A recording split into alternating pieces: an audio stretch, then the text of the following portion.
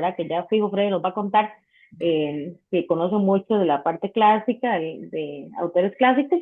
Entonces, le damos la bienvenida a Freddy, que yo sé que también tiene a Sara ahí también, ¿verdad? Que metió ahí en la comisión de golazo, siempre Sara es un buen elemento, para que nos cuenten sobre esta lectura. Aquí los dejo, yo voy a estar metiendo gente, ¿verdad? Por acá, entonces cualquier cosita, Freddy, voy a estar apoyándole por si hay consultas en el chat mientras usted hace la presentación.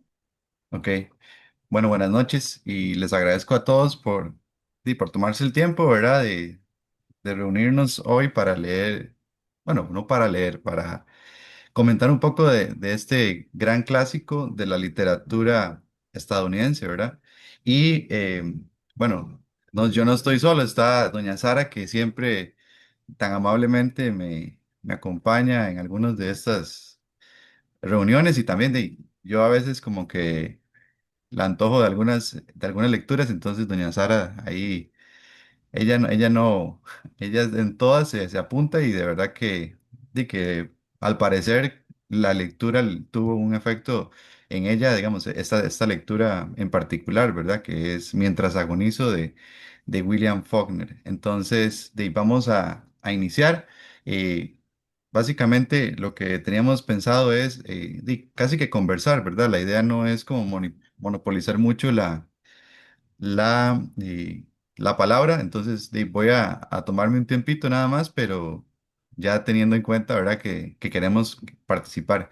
Y bueno, el alma del libro también es la participación de varias voces narrativas, y en este caso nosotros que estamos reunidos somos bastantes voces que podemos decir nuestra opinión, ¿verdad? De este libro, ¿verdad? Tal vez no es como el más, el más, no es un libro así como entretenidísimo, pero básicamente es clásico por ese estilo que tiene, ¿verdad? Que es una forma de expresar esa multis facetas, digamos, de todos los pensamientos de los personajes. Entonces, bueno, voy a ver si puedo iniciar con compartir y ustedes me van diciendo em, si lo están viendo correctamente. Bueno, aquí voy a compartir como el título. Vamos a ver.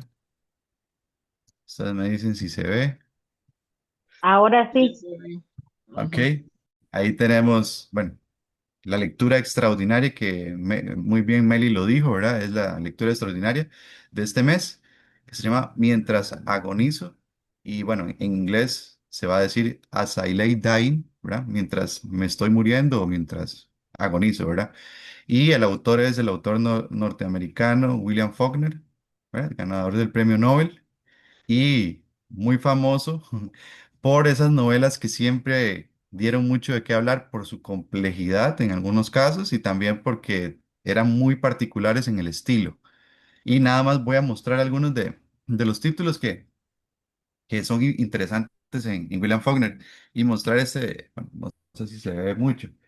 Ese es el tomo que tengo que me encanta mucho porque es como el que tiene los clásicos más importantes de William Faulkner y ahí es como ese tesoro que lo tengo ahí porque ahí con ese es el que me mantengo, ¿verdad? Incentivado a leer a un autor de un nivel muy alto, la verdad. Y la complejidad a veces realmente a uno lo deja perplejo. Y básicamente en la posición que yo estoy, ¿verdad?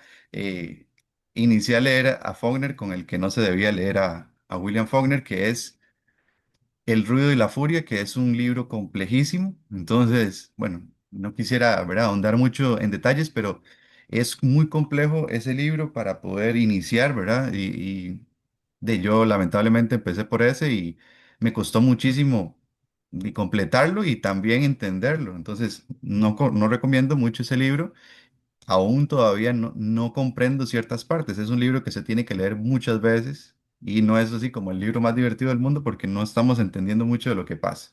Una de las voces narrativas de ese libro es una persona que tiene alguna discapacidad, ¿verdad?, intelectual y en la forma de la forma de hablar. Entonces, obviamente, Faulkner es bastante en esa parte muy específico en el lenguaje de esos personajes y cuesta mucho entender cómo está formado ese libro. Pero bueno, nada más Es uno de los libros más famosos de Faulkner, El río y la furia, o El sonido y la furia.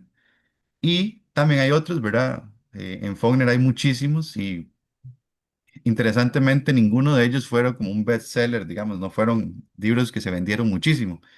Y entendemos mucho también por qué puede ser, porque son muy complejos, o tal vez no es que son complejos, digamos, no son fáciles de leer, digamos, no es como algo, una historia muy lineal que uno pueda entretenerse mucho en la trama, sino que le pide al lector mucho. Es un autor que le pide al lector que se ponga, ¿verdad? Como las manos a trabajar, entonces eso genera un poquito, ¿verdad?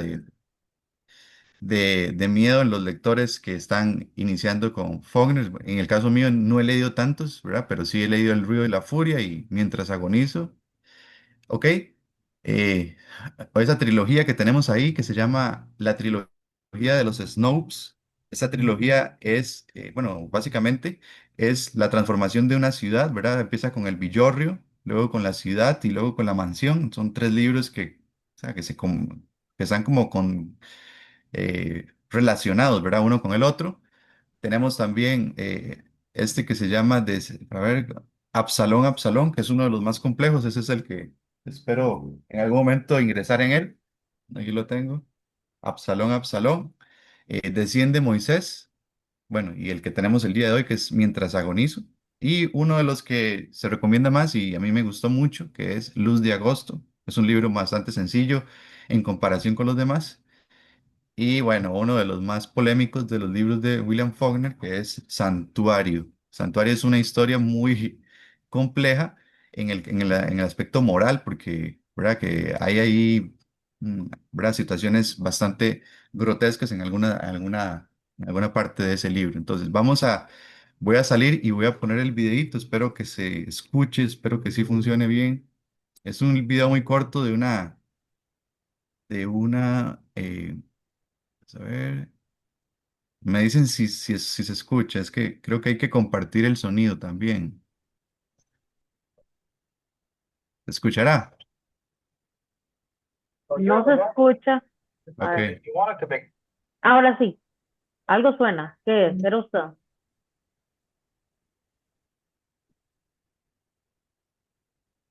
Well, you are the one the trouble begins with. Who did you want it to begin with? ¿Se escuchará?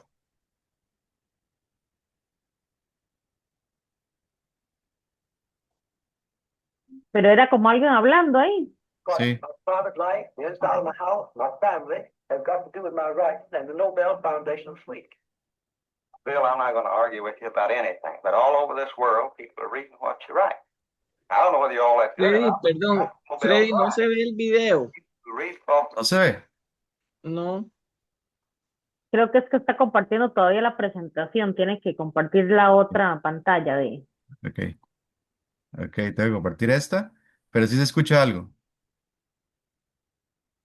Ok, voy a ponerlo otra vez, ahí me disculpan nada más. Me dicen si se escucha. Ahora sí, ya se ve. Ok. So you're the one the trouble begins with. Who did you want it to begin with?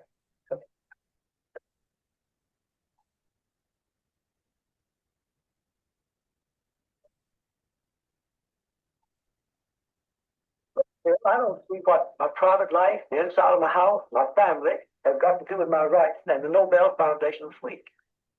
Bill, I'm not going to argue with you about anything, but all over this world, people are reading what you write. I don't know whether you're all that good or not, but you got the Nobel Prize. And people who read Faulkner would like to know something about William Faulkner. Now, somebody's going to do the story, and I'd like to do it. All right. Do your story, but no picture. Well, you let the high school paper make your picture, by golly. Yes, but my daughter was editor of that paper, by golly. William Faulkner. Some of his friends, a farmer, a woodsman, a hunter. To the world, a writer. The fourth American to receive the Nobel Prize for Excellence in Literature.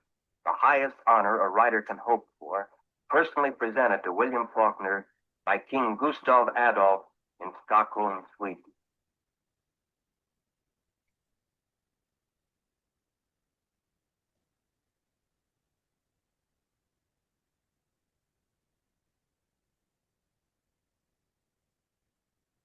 Back in Oxford, the farmer who writes remembered the long years before he was honored or even known 10 miles beyond his hometown.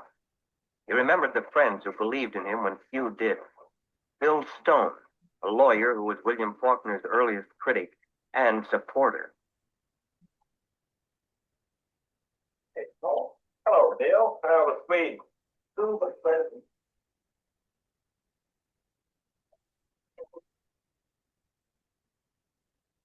You and the king have a good time? He's a fine gentleman, Stone. He even got along with me. And you, if anybody, knows how easy that is. That's true. Well, I'm proud you finally made it. Next that we did. Oh, I just carried water to the elephant. Boone asked me to write a piece for the paper about you. I told him about how our families have been friends for a generation. I came back from New Haven in 1950, and you had this voice, and you wrote a lot more of it. We had it typed up, sent off. Everybody turned it down. You wrote Sardis, which we knew would sell, and it didn't sell. And then Sound and Fury, which was a fine book and didn't sell. Then As I Lay Dying, which was another fine book and didn't sell. Then we got the notion of you going off to England. See if you couldn't get recognition there, like Frome, Pound, and Eliot did. But that didn't work so well. Came back and wrote Sanctuary, and that put things over. I knew all the time you were a first-rate writer. I knew I was betting on a sure thing, but the trouble was nobody else knew it. Yeah, take it and read it.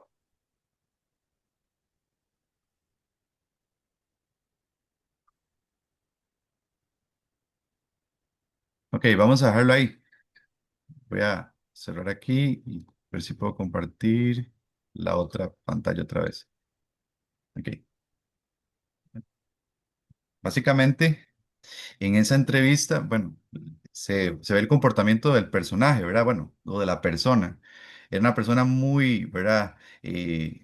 Trataba siempre de evitar los halagos que le hacían, ¿verdad? Porque para él no se merecía un premio Nobel o cosas así.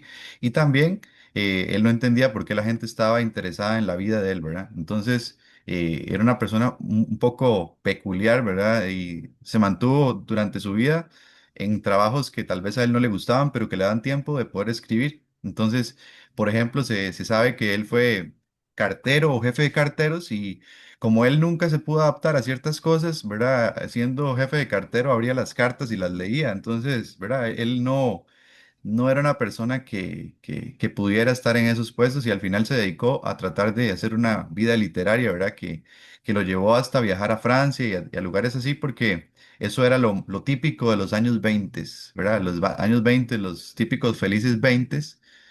Y bueno, también eso le hizo sufrir el alcoholismo que era propio de los años 20, ¿verdad? Por ejemplo, Francis Scott Fitzgerald, que es el que vamos a ver para el, el curioso caso de Benjamin Button, era alcohólico también y era de la misma generación, con Hemingway, Ernest Hemingway, con John Steinbeck, ¿verdad? Hay un tipo, ¿verdad? Ese momento de Estados Unidos de los años 20 es un momento, ¿verdad? De crecimiento económico, pero que también generó de problemas de salud, que en este caso también era el alcoholismo que en Faulkner también se le achacó bastante, ¿verdad? En esa parte. Ok, de eso vamos a tratar de mencionar algunos aspectos muy básicos, porque no quiero, ¿verdad? Como les dije, avanzar mucho en eso. Pero bueno, esas eran las obras más significativas de Faulkner, ¿verdad? Muchísimas más, obviamente. Al principio empezó con cuentos y después ya entró en el ámbito de la novela. Y como decían en la entrevista, muy poquitos de esos libros se vendieron muy bien, ¿verdad? Porque no eran como para el público en general, porque no eran divertidos o no tenían una estructura lineal, digamos. Eran bastante complejos y realmente no es un bestseller, ¿verdad? No es, por ejemplo, no sé, un libro que te genere unas emociones, sí, ¿verdad? Rápidamente, sino que como que va escarbando mucho en la trama y todo esto. Entonces, bueno, ok, bueno, dentro de dentro de Faulkner, ¿verdad? Tenemos ese famoso condado, ¿verdad? De Yoknapataufa, que es ficticio. Se supone que está en Mississippi, pero es un lugar ficticio. Y bueno, es muy... eh, eso generó también, ¿verdad? La influencia de otros lugares ficticios, como por ejemplo en García Márquez, ¿verdad? En Macondo, ¿verdad? y esa fue una idea, bueno, tal vez no solo de Faulkner, pero ellos leyeron mucho a este autor. Y bueno, hay una parte de Lady Macbeth de William Shakespeare que lo que dice es un cuento contado por un idiota lleno de ruido y furia que no significa nada. Eso es una parte de otra obra literaria, pero que Faulkner utilizó para el título del el ruido y la furia, ¿verdad? Entonces, básicamente, no vamos a ingresar mucho, pero la Guerra de Secesión de Estados Unidos, que es de 1861 a 1865, es un tema que es apasionante realmente, pero bueno, esta temporada bueno, me ha tocado a mí bueno, y a nosotros como club de lectura, bueno, leer algunos libros de Estados Unidos, en este caso, bueno, mientras agonizo. Y bueno, en el club de clásicos tenemos Lo que el viento se llevó y también, bueno, el curioso caso de Benjamin Button. Pero bueno, básicamente, no, para no ahondar mucho, sabemos que Estados Unidos durante mucho tiempo tuvo unos conflictos entre el norte y el sur, ¿verdad? Y Faulkner vivía en el estado de Mississippi. Es un estado sureño de los más empobrecidos, actualmente es de los más pobres. Y en la guerra de secesión, ¿verdad? Todos los estados del sur, que eran los que aparecen en rojo, tenían una forma de vida, más los del norte otra completamente distinta. En el sur era más agrícola, habían esclavos, se permitía la esclavitud. En el norte era una zona industrial, también existía obviamente la agricultura, claro que sí, pero era una zona más industrial y que tenían esa idea de antiesclavista. Y bueno, cuando se da la llegada de Abraham Lincoln a la presidencia, ya se genera la guerra de secesión, que es que los estados del sur deciden salirse de la Unión y obviamente los del norte están en contra de ello. Y bueno, la famosa excusa va a ser que se quieren liberar a los esclavos, ¿verdad? Y bueno, hay que tener en cuenta que los esclavos o el sistema de esclavitud generaba bueno, que tuvieran que mantener a esa población y, bueno, el sistema capitalista lo que busca es que todos puedan consumir para que la economía funcione. Y básicamente, ¿verdad? El sur va a ser un poquito más reservado, digamos, va a ser un poco, no sé cómo conservador, digamos, y el norte va a ser un poquito más liberal. Y Faulkner vive en el sur.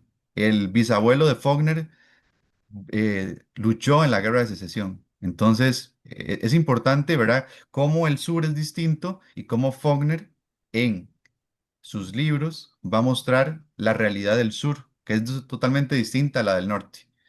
Y bueno, nada más para que ustedes ahí en algún momento nos acompañen con ese famoso libro, ¿verdad?, de Margaret Mitchell, que es Lo que el viento se llevó, que habla totalmente ya de la época exacta de la guerra de secesión. Y bueno, ahí coloqué nada más ahí como unos datos importantes, ¿verdad? Que se da inicio a la guerra de secesión eh, y que, bueno, fue básicamente en la época en que Abraham Lincoln se convierte en presidente. Y ahí tenemos una imagen así como para que lo tengamos más clarito, ¿verdad? Virginia era uno de los estados más fuertes en esta época y los estados que están en la parte azul son los que son libres, ¿verdad? O que están con esa idea de liberar a los esclavos o mantener esa libertad de la esclavitud. Y los estados confederados son los rojos, que son más conservadores, que tienen esa idea de mantener la esclavitud y tenían bastante razón en cierto momento porque algunos estados tenían mayor población afrodescendiente y ellos creían que se podían ir en contra de ellos si los liberaban, ¿verdad? Y también, obviamente, vivían de las plantaciones. Entonces, era era complejo todo lo que estaba pasando en esa época en Estados Unidos. Y hoy todavía sabemos que hay, todavía existe, ¿verdad? Esa conmoción de la guerra civil todavía hoy tiene, tiene sus efectos, aunque estemos ya diciendo que estamos en el siglo XXI y que eso ya no tiene nada que ver, todavía hay muchos efectos de eso. Y bueno, a Abraham Lincoln se le da esa, ¿verdad? Como ese privilegio de ser como el presidente que generó esa libertad de los esclavos. Y bueno, ahí nada más está el general Robert Lee, que era uno de los más importantes generales del sur, y el discurso de Gettysburg, que era como uno de los discursos más importantes de Abraham Lincoln en el momento de la guerra de secesión entre el norte y el sur, que terminó ganando el norte porque tenía mejor tecnología, porque tenía más industria y que tenía el ferrocarril que le permitía mover a todas las municiones y todo el alimento que el sur, lamentablemente, porque estaba un poco más atrasado en esa parte tecnológica, no podía hacer. Y bueno, lo que sabemos, ¿verdad? Es que, bueno, que el trágico final del presidente Lincoln, ¿verdad? Cuando fue asesinado en un teatro por John Wilkes Booth. Y también de esa época tenemos La cabaña del tío Tom, que también es otra novela, pero en esta que es más pro del norte, ¿verdad? Es como está en contra de la esclavitud, está en contra de todo lo que es el sur. Y ya, básicamente sería eso. En Estados Unidos, la literatura no era así como como una de las artes más importantes, pero ya teníamos en esos siglos, ¿verdad? Teníamos a Herman Melville, teníamos a Hawthorne, que tenemos ahí para la rifa de La Letra Escarlata, Mark Twain, Eugene O'Neill y Emil, a ver, ¿está aquí? Sinclair Lewis. Y los tres autores que tenemos para el día de hoy, o sea, que son contemporáneos, son John Steinbeck, eh, Ernest Hemingway y William Faulkner, que es el de nuestra lectura del día de hoy, ¿verdad? Entonces, esos tres autores, los tres ganaron el premio Nobel. El primero que lo ganó fue Faulkner en el año, bueno, fue consecutivamente, ¿verdad? El cuarto que ganó el premio Nobel. Y los otros dos también lo ganaron en algún momento de su vida. Entonces fue una época bastante gloriosa para los Estados Unidos en la parte literaria porque tenían grandes exponentes y en esa parte dieron mucho de qué hablar por el estilo. Ok, el estilo de Faulkner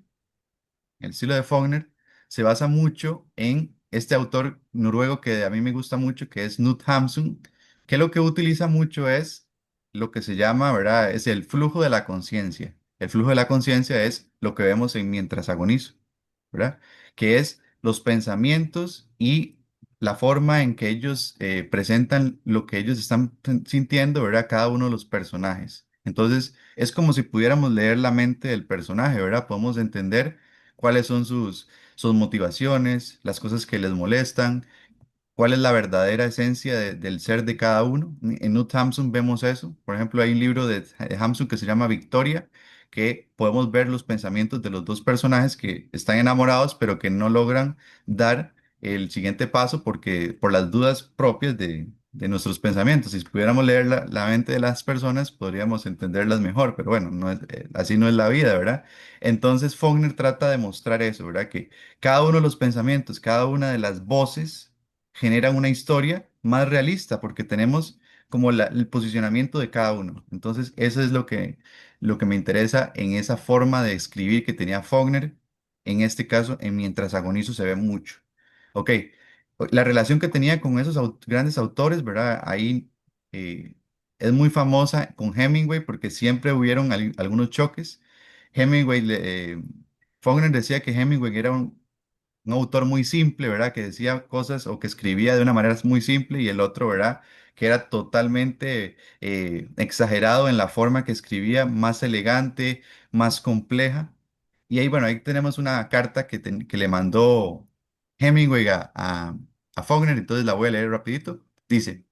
Querido Bill, me alegra enormemente tener noticias tuyas y me alegra haber establecido contacto. Tu carta llegó anoche y prescinde, por favor, del otro asunto, el malentendido, o tendré que presentarme ahí y tendremos que agarrarnos a golpe los dos. Sé que por quien doblan las campanas no te ha gustado del todo y has dicho que es una obra muy fría. Es tu opinión y yo creo que hay partes que se aguantan. Me gustaría, como hermano, que releas el libro nuevamente para saber lo que piensas de verdad en él.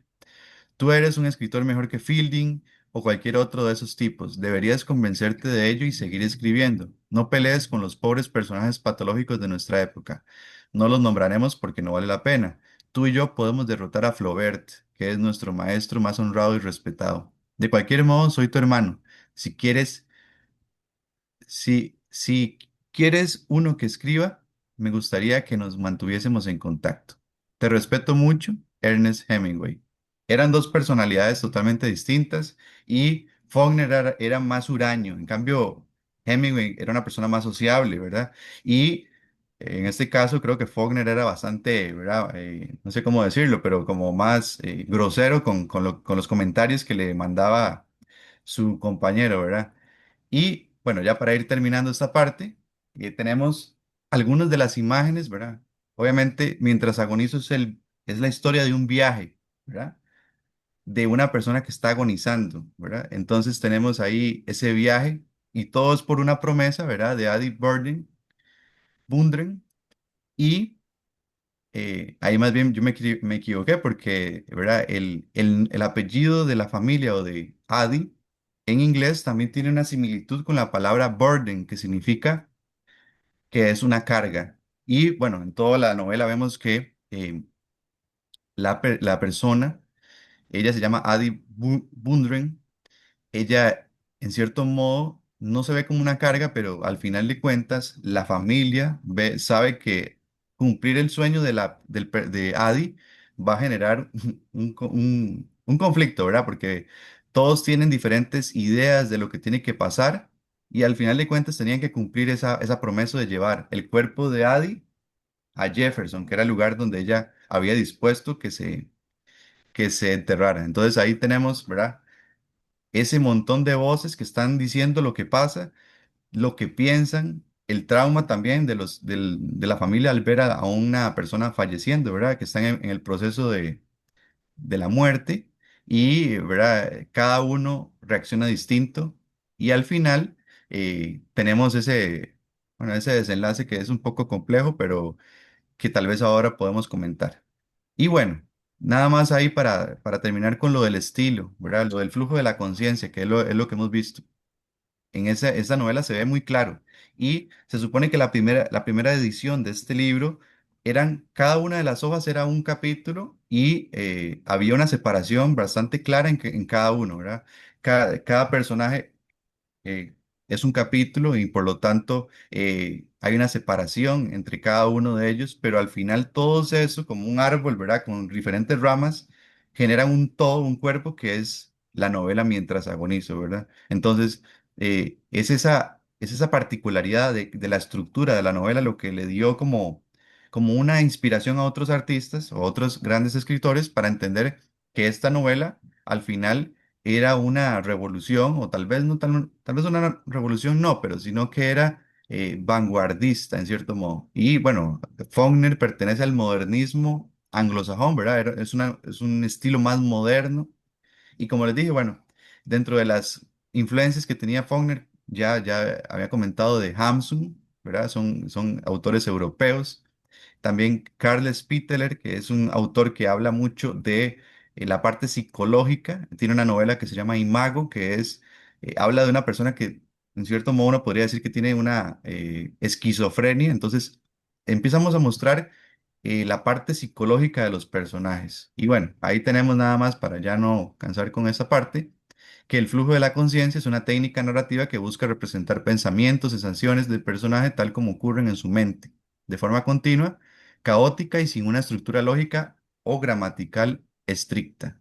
Entonces, en inglés se llama el stream of consciousness o algo así como meterle a la cabeza, como meterse a la cabeza de un personaje. Y uno de los más famosos, o una de las grandes autores que utiliza el flujo de la conciencia es Virginia Woolf con la señora Dalloway, ¿verdad? Que podemos ver los pensamientos de lo que está sucediendo en los personajes. Es una forma muy vanguardista de mostrar una novela.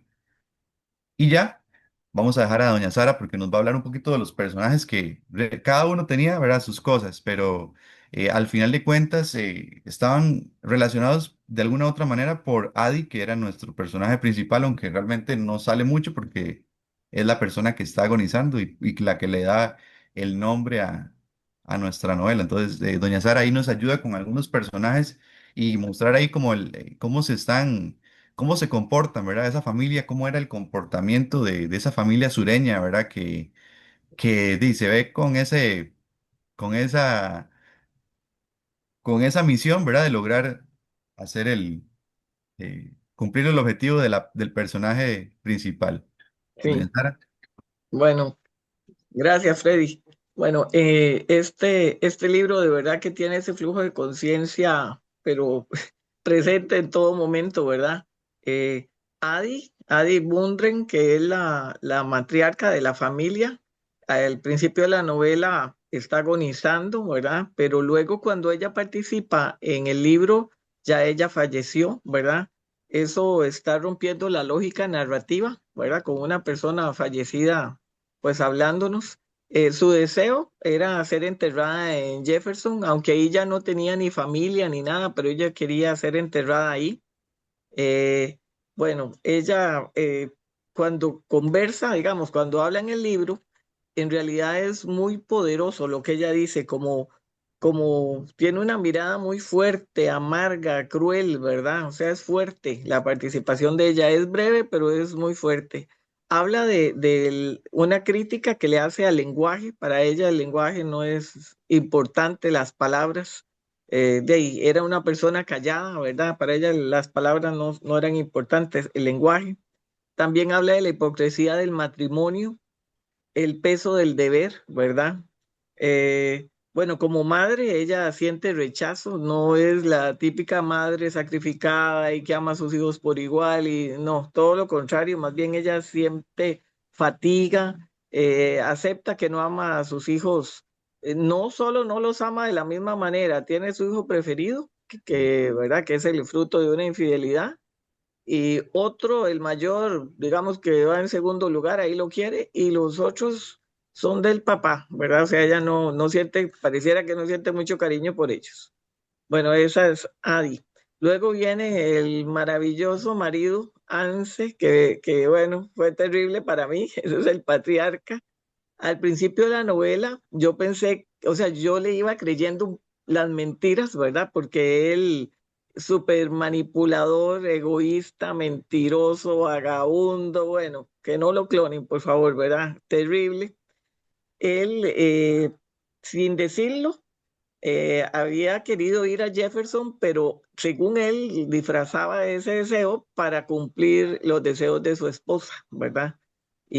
Pero no, los deseos de él estaban ocultos. Uno era para ponerse dientes postizos y otro, ¿verdad? Que es buscar esposa nueva, que incluso al final del libro esa escena es tan grotesca y todo que hasta queda risa, ¿verdad? Yo me lo imagino, el viejillo todo peluqueado, con la barba hecha, sonrisa nueva y que esposa nueva, ¿verdad? Algo terrible. Eh, ese camuflar su egoísmo, ¿verdad? A mí me engañó un tiempo. Yo más bien pensaba que qué carga que era, pero bueno, después me di cuenta que no. Luego otro personaje es Cash, que es el hijo mayor, es carpintero, él es muy meticuloso, incluso la novela empieza donde está construyendo el ataúd de la mamá y la mamá está ahí viéndolo por la ventana, que está agonizando, ¿verdad? También eso es, de ahí da como una risa así, como de ironía, ¿verdad? Una pobre señora viendo eso, pero bueno, él representa el orden y la disciplina dentro de la novela, ¿verdad?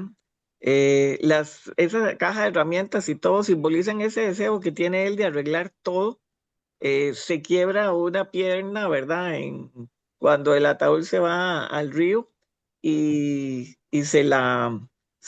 bueno, no se la enyesan, se la encementan, ¿verdad? O se la pavimentan, yo no sé cómo se podrá decir, pero es algo terrible y él no decía nada, me imagino los dolores que tenía, todo, y él callado, él siempre queriendo cumplir con el deber, ¿verdad? Complaciendo a los demás y bueno, al final termina mutilado, ¿verdad? Con esa pierna.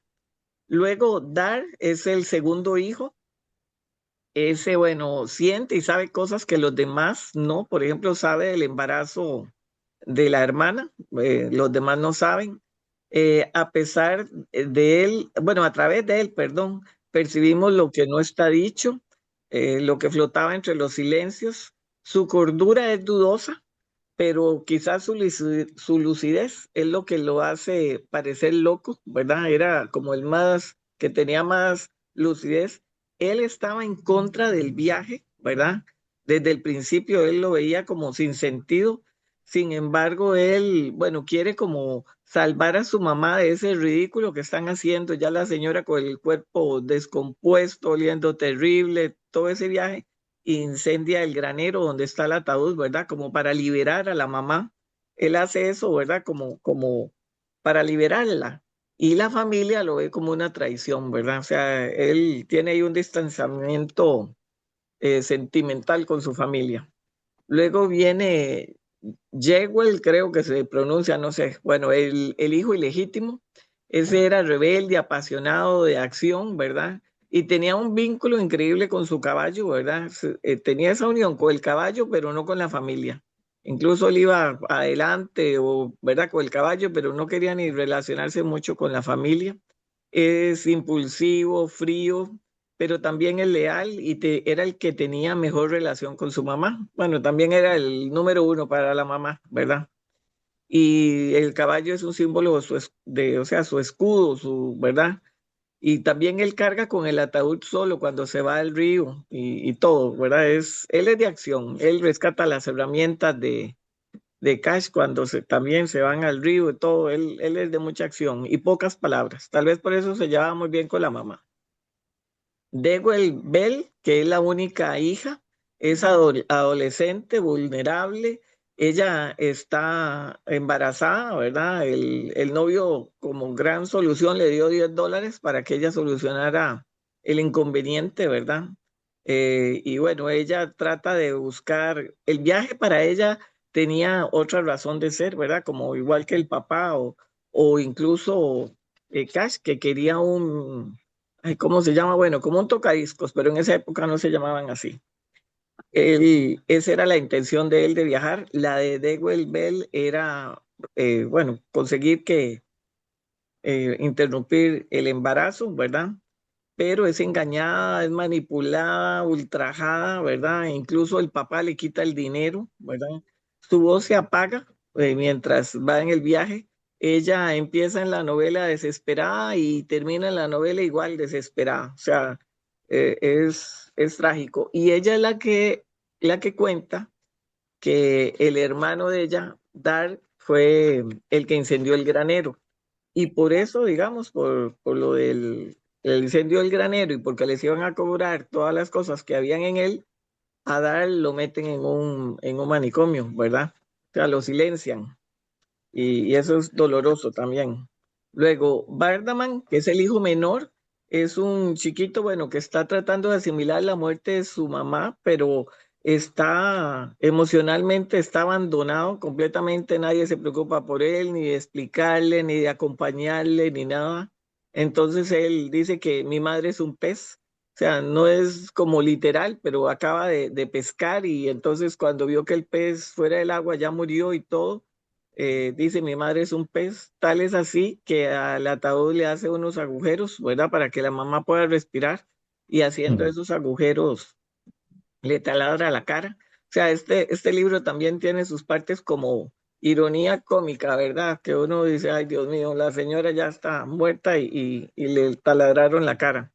La narración de este chiquito es como desconcertante, como que el lenguaje no le alcanza para decir lo que siente, como que no entiende muy bien lo que está pasando o está muy confundido, ¿verdad? Eh, y repite frases, nadie le explica nada, bueno, nadie lo consuela, el pobre chiquillo está abandonado, ¿verdad? La verdad. La confusión, digamos, es una confusión en su lenguaje y todo. Luego también hay otros personajes secundarios como Cora, la vecina, que pasó quejándose todas las veces que participó. Era algo terrible como se quejaba, ¿verdad? Era muy religiosa, moralista y criticaba mucho a Adi, ¿verdad? Y el esposo de ella, Vernon, era como lo más cercano a un amigo que tenía esta familia y sin embargo no querían que les ayudara, pero este señor era menos severo que la esposa y trató de ayudar, pero no le dieron mucha pelota, como dicen, no le daba mucha importancia, pero él los criticaba por el viaje que iban a hacer, pero al mismo tiempo también les quería ayudar. Bueno, eso es relativo a los personajes, chicos. Sí, es interesante lo que dice doña Sara, porque, bueno, el autor también se va a acoplar a las diferentes perspectivas, digamos. Si estamos hablando de un niño, él va a tratar de asemejarse a lo más que pueda a un niño, ¿verdad? Y si está hablando de una mujer o si está hablando de las diferentes personalidades, él va a cambiar y va hasta modificar el lenguaje que está utilizando para poder hacer creer que sí, que lo está logrando. Entonces, bueno, vamos a pasar a la siguiente.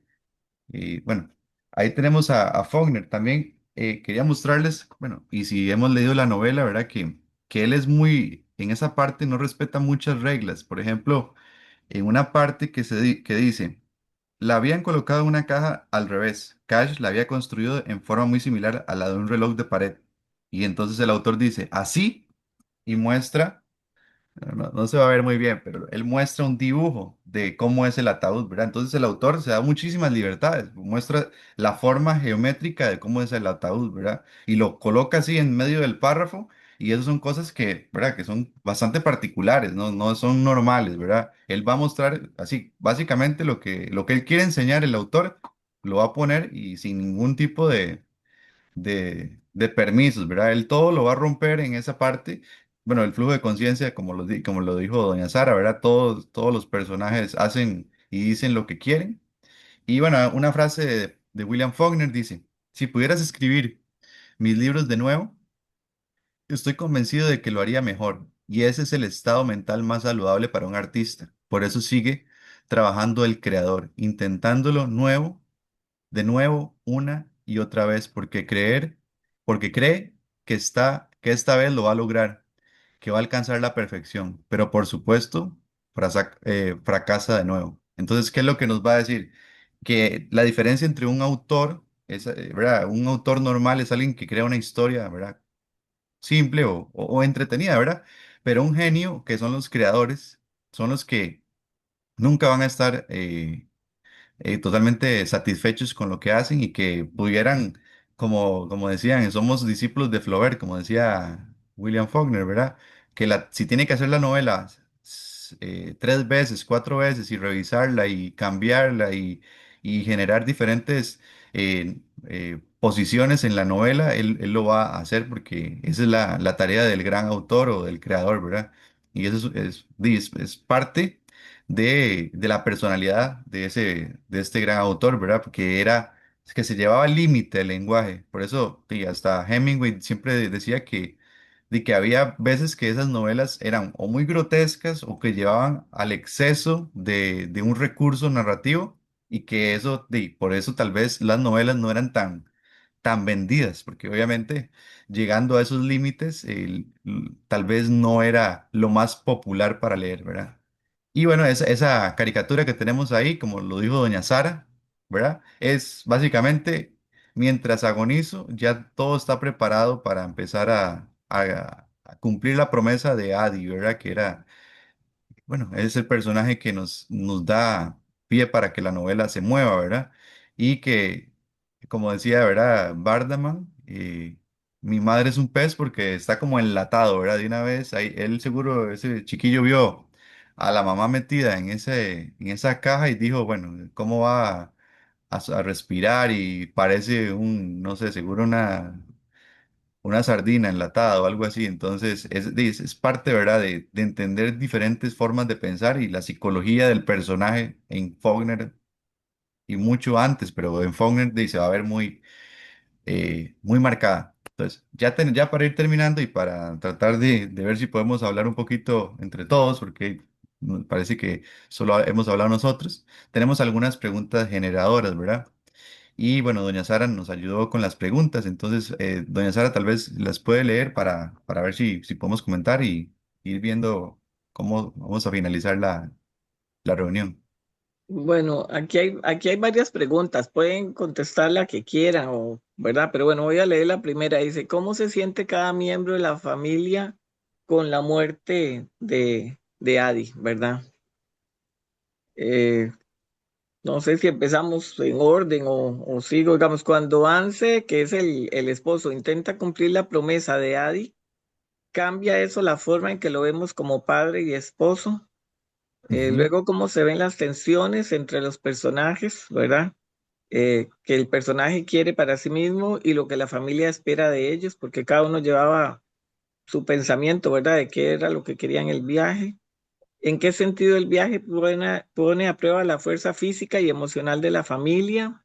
¿Y hasta qué punto la novela nos dice que la verdad depende de la experiencia de cada personaje? Entonces pueden participar con cualquiera de esas preguntas y ahí vamos conversando O entre otras todos. también, o Sí, otros comentarios también que usted esté. Doña Giselle, tal vez.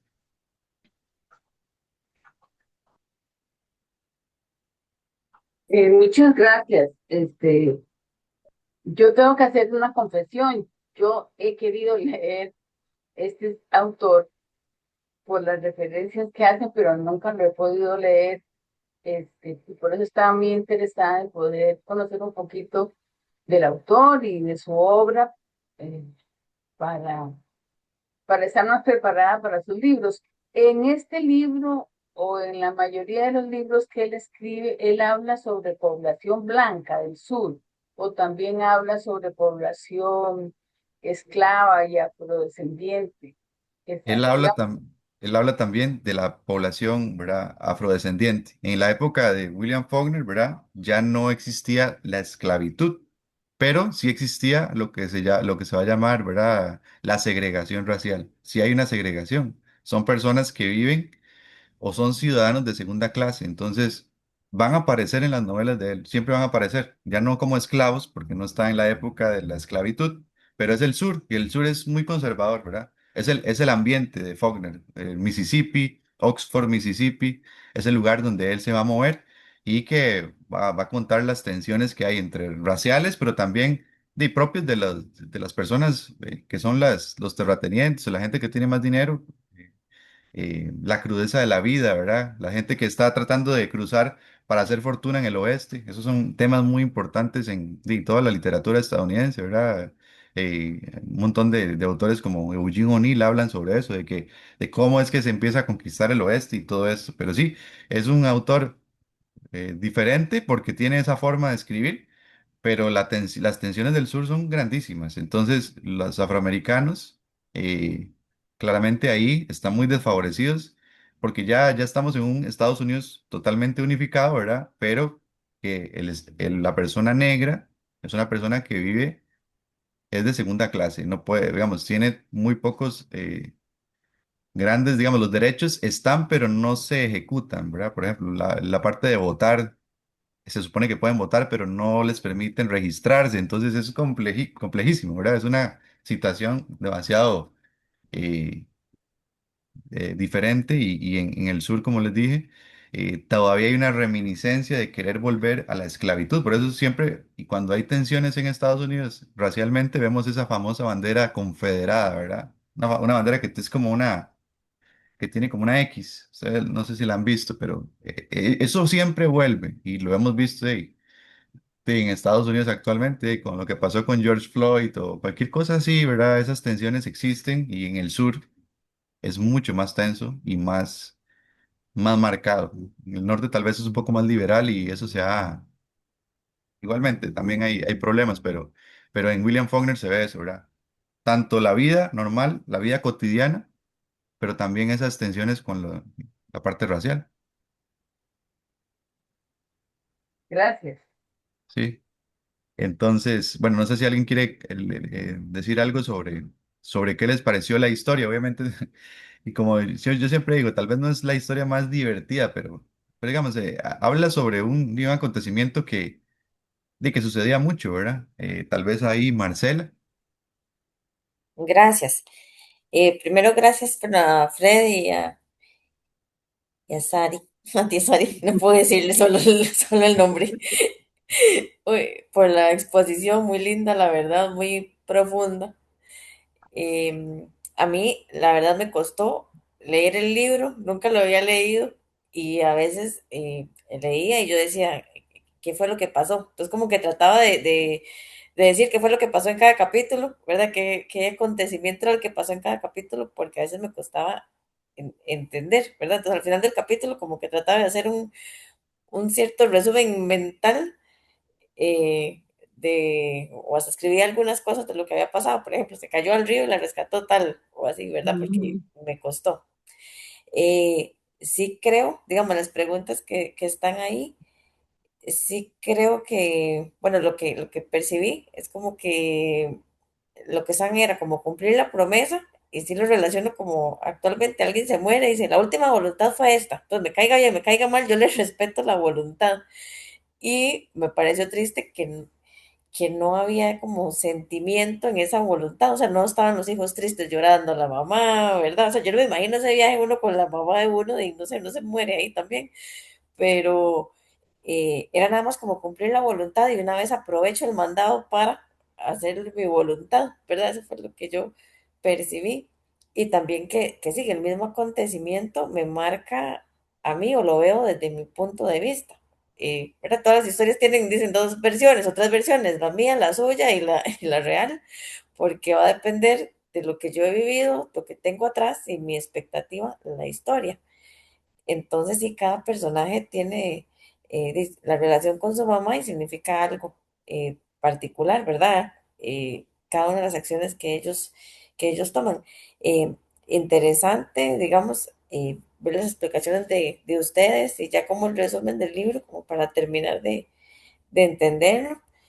Y, y sí, uno ve como que, o sea, como triste que ninguno quería a la mamá, nada más era cumplir la voluntad y una vez aprovecho, pues salgo con dientes, salgo sin hijo, ¿verdad? Salgo, salgo sin, salgo con esposa nueva, pero más bien muchas gracias por este autor, porque yo sola, si no hubiera estado aquí en este club, no creo que lo hubiera leído.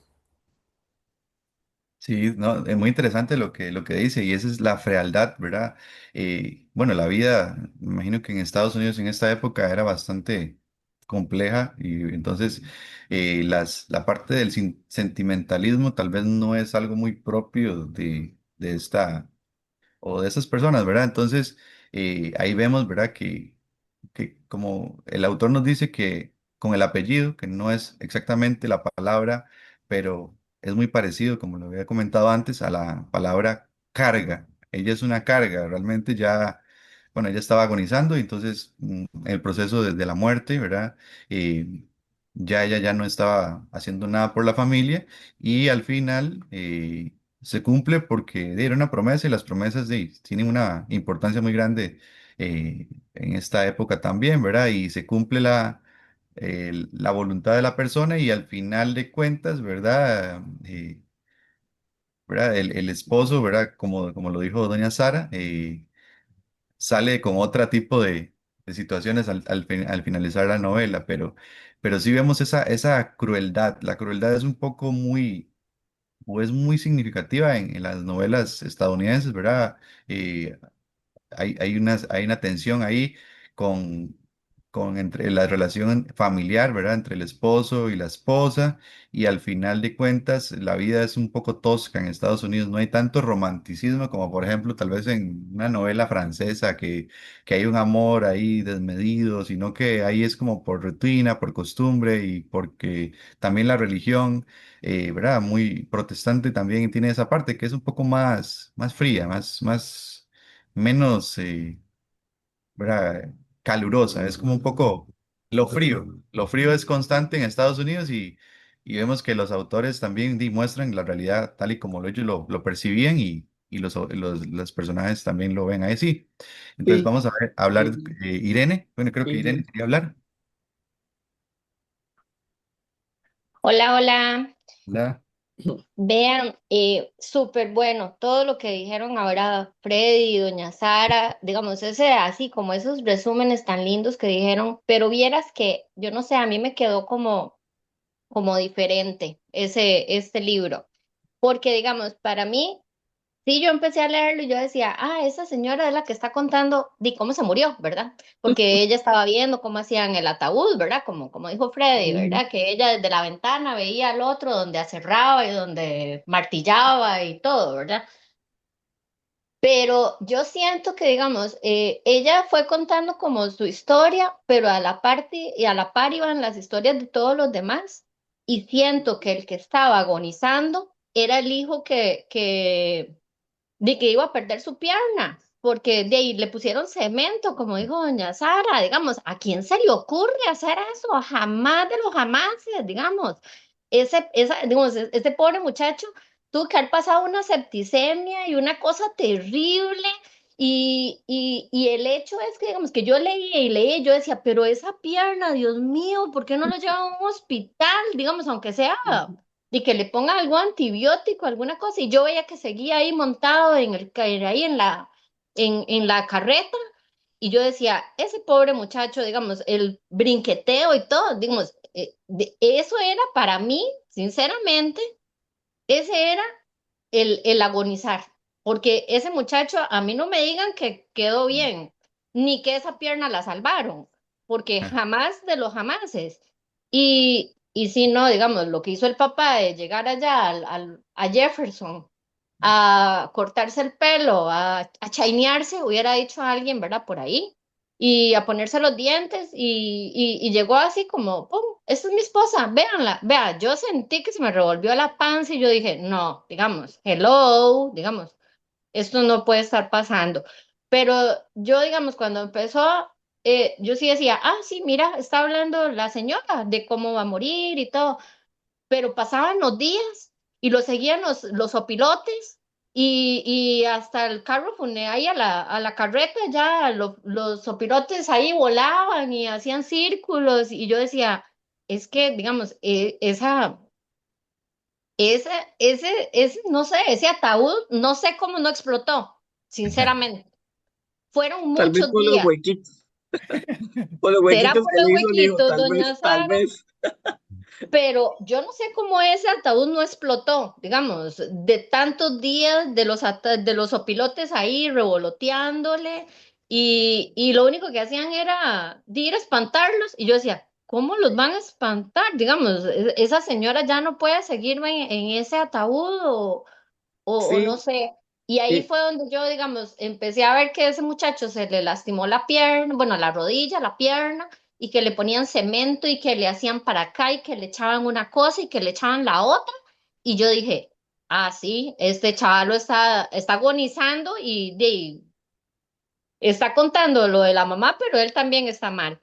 Entonces yo creo que por ahí fue que yo lo entendí así. Sorry. ah, excelente, doña Sara. perfecto. No, no, perfecto, Irene, porque de eso se trata. Los libros de verdad que nos generan diferentes pensamientos y sentimientos y todo a cada uno, ¿verdad? Ese viaje, digamos, cuando uno empieza a ver que, bueno, le van a cumplir la promesa a la mamá y el esposo, los hijos, como decía Marcela, uno se imagina ahí toda la familia llorando y sufriendo y todo, porque no, no, no, llevaban sus propios intereses, ¿verdad?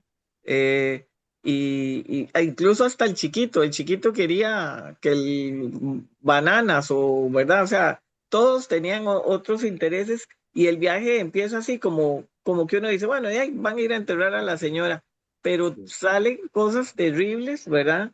Incluso cuando la señora ya es enterrada, ¿y qué? No, no fue la gran cosa, como decir, ya cumplimos nuestro objetivo, ya, no, no, no, eso era como otra tarea más, o sea, no, no se sentía ni cariño, ni nada, ni, ¿verdad?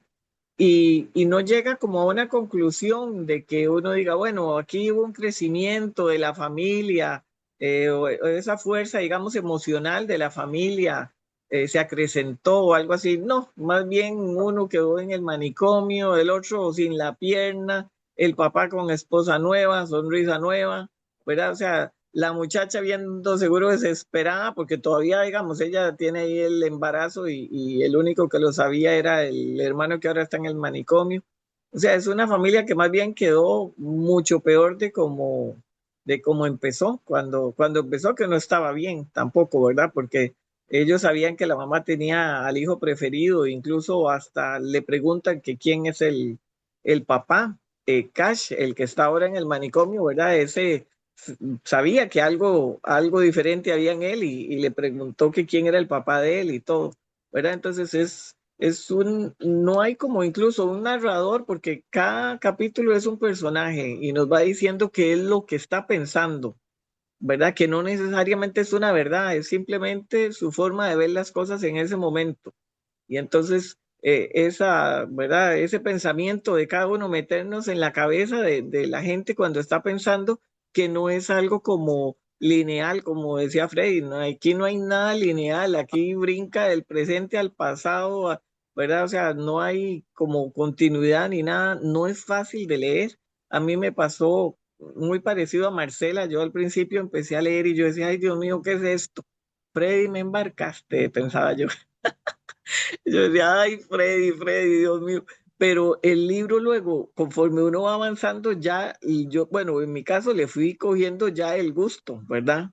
Pero al principio yo estaba confundida, o sea, yo decía, no estoy entendiendo, no, o sea, ¿quién está hablando? ¿Quién está diciendo esto? Bueno, pero ya va viendo uno que fulano era hijo, que el otro era vecino, que el otro era el médico, incluso el pastor a mí me dejó sorprendida porque es el papá de Jewel, el que andaba en el caballo, y el señor este, el pastor, llega a ver si la señora no se ha muerto para él confesar el pecado, ¿verdad? Ante el esposo bueno, ante Anse, el que se puso sonrisa nueva, pero cuando llega y ve que la señora ya murió y no había dicho nada, se lavó las manos y dijo, bueno, aquí Dios quiso que yo no confesara mi pecado, dio media vuelta y se fue, ¿verdad? Y yo digo, sí, es claro, el pensamiento del viejillo todo, ¿verdad? Preocupado de que la otra fuera a contar y él decía, no, yo voy a ir a contar primero. Entonces es como muy humana, este libro es como muy humano, tiene cosas, ¿verdad? Que no son bonitas, que son grotescas, que son de todo, pero de ahí a veces somos así, lamentablemente, también. Sí, bueno, lo que decía, imagino, la dificultad también tiene que ver con eso, que es un experimento, ¿verdad? Esa forma de hacerlo, de contar una historia, es algo que no es tan común, ¿verdad? La novela más tradicional es, bueno, un inicio, un desarrollo y un final, ¿verdad? Y aquí tenemos esos saltos, tenemos las diferentes visiones y las perspectivas de los personajes, y entonces eso hace que Faulkner, bueno, dé un poco de miedo en esa parte. Ruido de Furia es mucho más complejo en esa parte, ahí casi que hay que buscar hacer un esquema o cosas así, pero bueno, siempre se había dicho, ¿verdad? Faulkner va a decir, ¿verdad? Que él pide que los lectores, ¿verdad? Den un poco más de lo esperado, ¿verdad? Y eso se va a ver después en otros autores que también van a hacer eso, ¿verdad?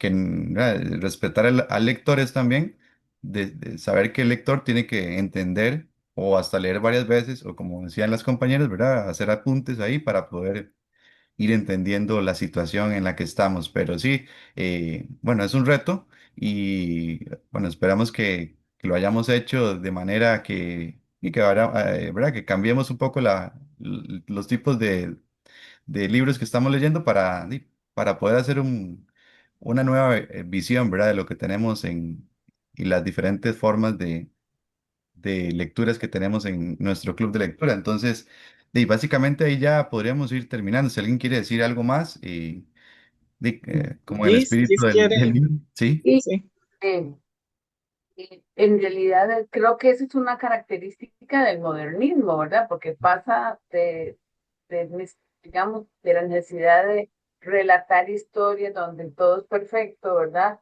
Y efectivamente, digamos, lo que ustedes señalan y lo que se conversa es que él puede narrar esa vida real, así, que no es que no es la familia ideal donde todos se quieren, ¿verdad? Sino que todos van guardando sus propias cosas, ¿verdad? Inclusive ahora entiendo, digamos, tal vez mucho de lo que García Márquez también escribía, que él decía que era que que había leído mucho a este autor, un autor que puede contar las cosas incorporando las visiones sin juzgarlas, digamos, no sé si será así, pero esa es la sensación que me da al escucharlos, que es una realidad, digamos, no es que es lo que es, digamos, con todas las dificultades que se estaban viviendo en ese momento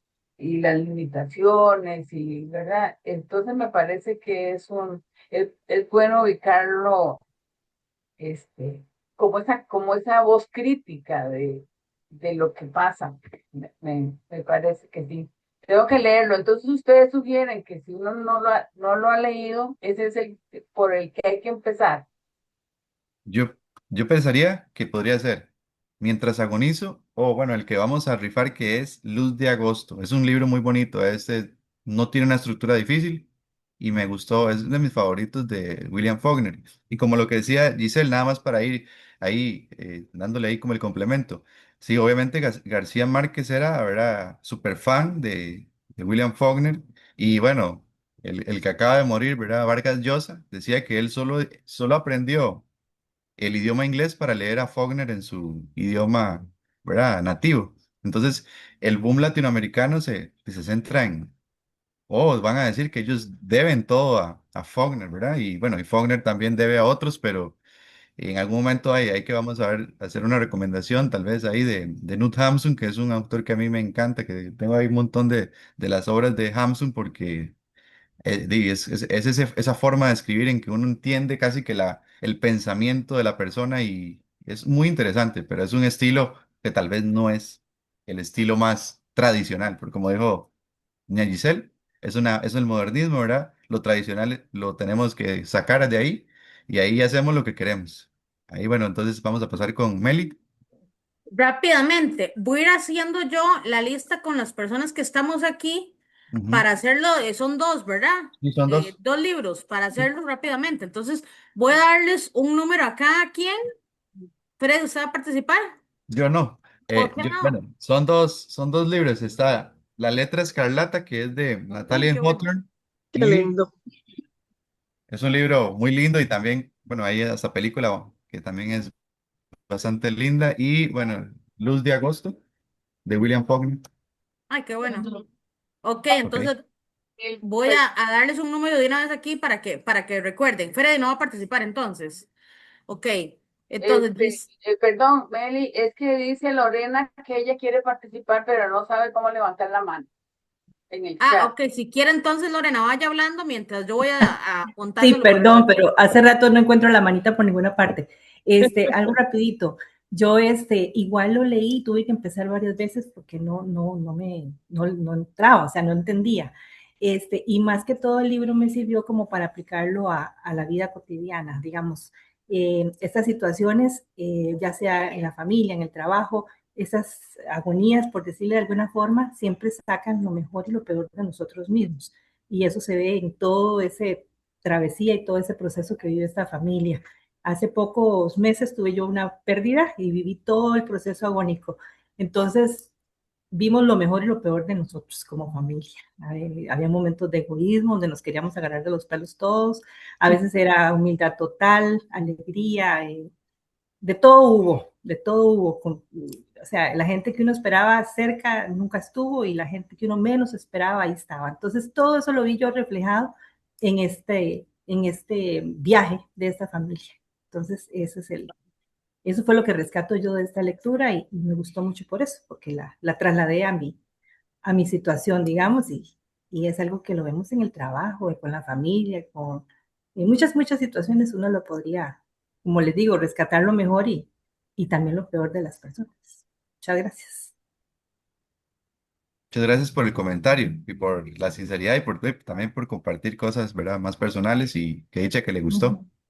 Sí, muchas gracias, más bien, y lo felicito porque es la segunda vez que participo y se organiza muy bien, me encanta el club y ahí vamos a tratar de conectarnos. Gracias. gracias. Vean, Sara va a participar usted, sí, la metemos ahí. Por favor, yo quiero participar.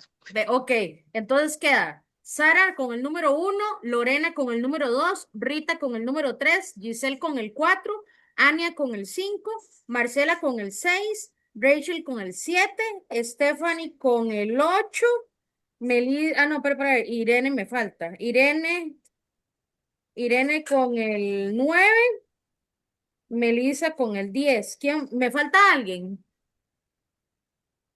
Sara, Lorena, Rita, Giselle, Ania, Marcela, Rachel, Stephanie, Irene y Melissa.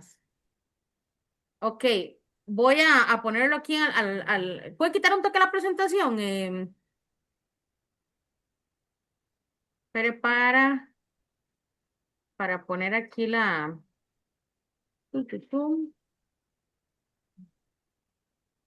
Me avisa si la ven aquí, la página esta. Sí, Meli. Ok, entonces vamos a hacer del 1 al 10 para la Ok. primera rifa. ¿Cuál libro, Freddy? ¿Cuál de los dos? Primero la letra escarlata. Ok, entonces la persona ganadora de la letra, bueno, la mujer, porque somos mujeres todas, de la ganadora de la de la letra escarlata es Lorena con el número 2. Lorena, felicidades. Muchas gracias, muchas Y gracias. ahora vamos con el otro, que es Luz de agosto. Luz de Agosto. Y la persona ganadora es número 3, Rita. Ay, muchas gracias. Ve qué bueno, ahí se ponen de acuerdo con Freddy. Le Muchas escriben a gracias. Freddy para que se pongan de acuerdo cómo coordinar el premio, cualquier cosa. No sé si ustedes van a las reuniones también de las ordinarias, por entonces tal vez por ahí podríamos coordinar de dejarlos por ahí, ¿verdad? Y si alguno va a la del el color púrpura, ahí podríamos hacerlo. Y Ujú. si no, ahí lo comentamos después de otra manera. Hola, Perfecto. buenas noches. Quería saber si me escuchan. Sí, Sí, sí. Bueno, vea, es que hasta ahorita estoy usando esto de Zoom, ¿verdad? Entonces me cuesta un poquito. Es mi primera vez que estoy acá en el grupo, entonces pues no comenté mucho, bueno, nada del libro porque no lo leí, ¿verdad? Porque hasta hoy es que ya ingresé, entonces espero poder seguirlos acompañando y ya dedicarme a la lectura. Qué bueno. muchas gracias. Claro Y que sí, Rita. muchas gracias y feliz por el premio. Qué Qué bueno. Espero que buena lo disfruten. Lo suerte. voy a- Aprovechando que estamos por aquí, pueden encender cámaras para tomarnos una fotito antes de que se nos olvide. Bueno, no sé cómo encender esto. Esa es la parte que aparece el video. Ahí como una camarita. Creo que la tienes que tocar y Una camarita. el lado izquierdo. Irene Parte de siempre abajo. anda en la luna, vea. Para que No, vean, yo vivo en el espacio. no sé. Es que ¿Sabes de digamos, un celular? ajá. Toque abajo. Abajo bueno, uno toca como en la parte de abajo y ya se le despliegan como las opciones del Zoom. Ujú. Entonces le va a salir el micrófono. A la par del micrófono hay como una cámara. Me sale, no, bueno, ahorita me sale aspecto, fondos, filtros, avatar. Yo creo que en San Carlos no está temblando, pero aquí está temblando. ¿De No, verdad? no ¿En tembló. Wow, serio? por No, a dicha mí aquí no. me acaba de llegar el registro Ya del casi nos llega. Oxycontin. Ya Ay, casi nos llega. Max, y fuerte. Bueno, Ya no, les no, digo. por mí no se atrasen. Ya en la próxima espero ya poder usar Bueno, bien esto y entonces, ok, vamos a Puede tomar la foto. Ahí que sale todo modo su foto. Entonces sonrían, pretendan que son felices. Dijo, sonrían, a ver. Ah, Y ahí creo que quedamos. Voy a revisar que quedamos bien todos, porque después. Ah, no, no, y Rachel sale con una sonrisa. ¿Qué va a hacer? Voy a tomar otra por cualquier cosa. Entonces, otra vez, sonrían. Suave, suave, suave, suave. Sonrían, no mantengan ahí la sonrisa. Y ahora, listo, muchísimas gracias por la foto. Es que yo ya me tengo que desconectar, entonces era para tener nada más esto y no, para que quedara el registro. no, Muchas aquí gracias, Meli. estamos. bueno, buenas muchas noches. Buenas gracias, noches. estuvo muy bonito, Muchísimas gracias. gracias. Buenas Muchas Buenas noches. noches a gracias. Buenas todos. noches. Gracias. Muchas gracias, Bueno, doña Gracias. Sara. muchas Hasta gracias. luego. Gracias a usted. Gracias, Dios. Sara y Hasta Hasta luego. Fred. luego. Hasta luego. Hasta luego.